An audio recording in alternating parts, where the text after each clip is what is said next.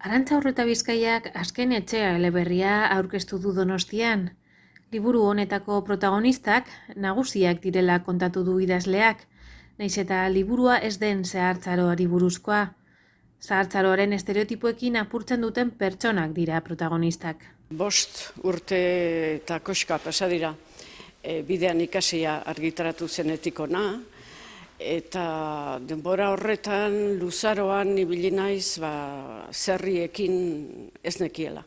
Halako batean, egunerokotasunak eman zidan arrastoa, askotan gertatzen zain niri hori, egunerokotasunak pisu handia du nire bizitzan eta nire lanean.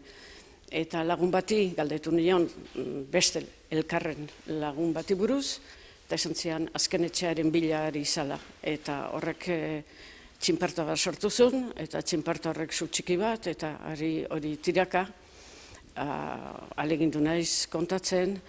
Fikzioaren bidez ez dago autobiografiarik, ez dago hausnarketarik, zuzenean behintzat. Kontatzen da, azken bizitzaren azken atalean dagoen hainbat pertsonaien bizitza. Ez dira pertsona tradizionalak, ez dute bizimodu tradizional bat izan, eta ez dira izango tradizionalak azken etxe horren bila egingo dituen edo emango dituen pausoak.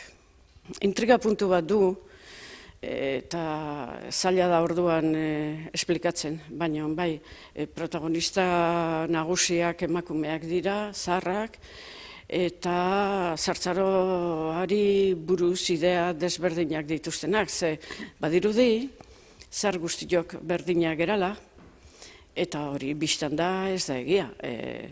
Gazte guztiak etzeate berdinak, eta heldu guztiak ez dare.